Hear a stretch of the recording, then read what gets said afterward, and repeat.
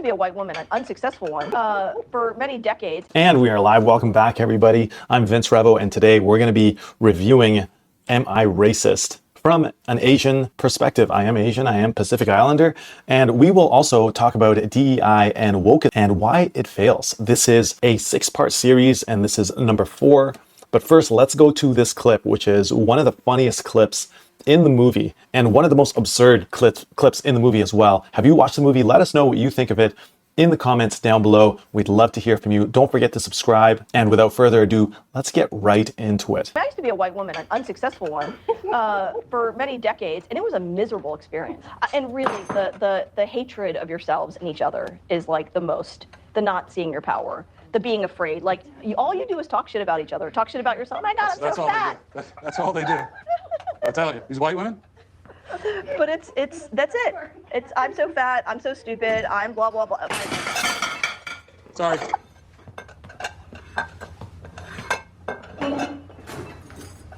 Your kids are watching you, and they're watching you talking shit about each other, you know, raging against the machine or being silent or whatever the hell it is that you're doing or not doing, and they know that you're not doing shit for them. That's so important. That is so important what you just said. It's really important.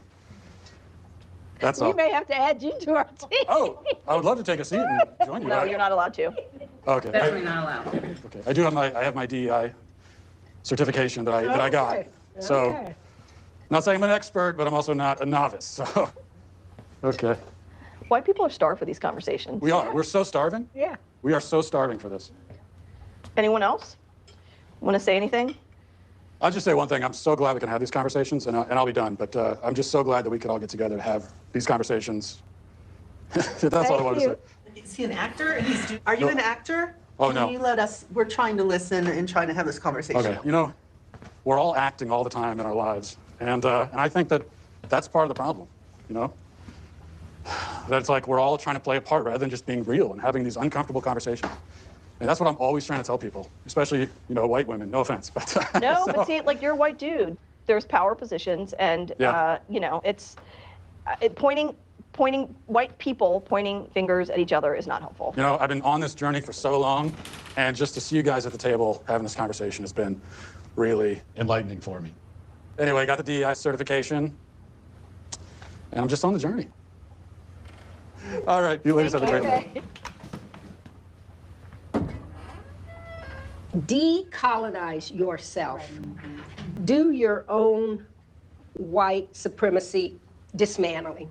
And then you can start to bring in other people. Can I just say one last thing? Can I just propose a toast? I mean, just raise a glass if you're racist. And that's the thing. Cheers. Oh, I'm not racist. Let me To go. racist, well, all the rest of them. To racist. Not a novice. Wow.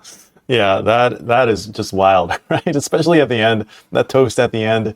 That's just way too much, man. Wow. We're going to be talking about why DEI and wokeism fail in a second here. But what's happening in this scenario here is basically these two people get paid to go to dinner for 2 hours with white people and just basically call them racist. And these white people go around and they confess their racism. Sometimes, I think in one interview, Matt Walsh was talking about how one white woman basically said, you know what, I yelled at my husband and my husband is black and I was racist. And I think it's just funny, right? Because like what couple has not gotten into a fight? It doesn't mean it's because of racism. But basically, yeah, this is it's just a hilarious clip. The way that one part where the woman is just, you know, just fanning herself. And, you know, the cheers to racism part, he wants to sit down. They're like, no, you're not allowed. Hey, you're a white man. And yeah, it is funny, man. Even when she says white people pointing fingers at each other is not helpful. But basically, they're there to go point the finger at the white people. So non-white people pointing the finger at white people is helpful, I guess, in this situation. But anyhow, let's get right into why DEI, diversity, equity, inclusion, and wokeism really fail. And one of those things, this is part 4 of 6. Remember that, the links down below to the other parts. One is that, my 4th point really is that it creates self-censorship and fear in the workplace. DEI often imposes strict behavioral codes and language restrictions, making people fearful of all of a sudden unintentionally offending others by violating these inclusive policies. Oh no, I said this and it offended you so much because I said this. And employees may feel that they have to constantly tiptoe, walking on eggshells to avoid saying or doing anything that might be perceived as discriminatory. And this culture of hypersensitivity and fear stifles creativity, open discussion, collaboration, and I'll even say freedom of speech, which are essential for any workplace and any society to thrive. When people in an organization feel like they can't freely innovate or give honest feedback, and that is suppressed, ultimately it's going to harm the individual and it's going to harm the organization as well. When you look at DEI initiatives, oftentimes you see what's introduced is certain behavior, certain language protocols that, while intended to ensure respect and inclusion, can actually lead to exclusion and can lead to this atmosphere of self-censorship, right? Fear. Oh, I can't say this word. I'm going to get in trouble if I say this word. I'm going to get fired if I say this word.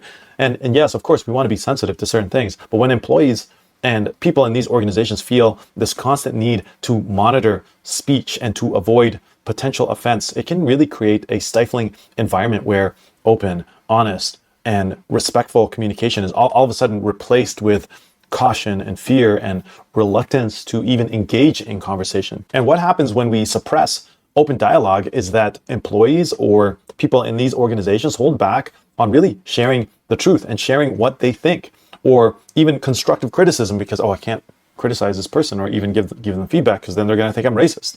And people can get worried that differing perspectives could be seen as insensitive, or I'm being non-inclusive because I'm disagreeing with this person, and oh, I shouldn't correct this person because it's just really wild how far this has gone. This can stifle innovation, creativity. The fear of saying the wrong things can limit free exchange that people will have, ideas that people will have. Innovation requires a certain degree of freedom to propose novel and even controversial ideas, but a culture of censorship can really undermine this. And we know this now through various studies in organizational behavior. If colleagues and team members feel unable to speak freely or have trust or connection between each other, it will really weaken the team. And it can lead to a fragmented, low morale workplace where people are afraid to collaborate because they're going to say the wrong things all of a sudden. Now, let's look at this from a Christian and a biblical perspective, because from a Christian framework, freedom of speech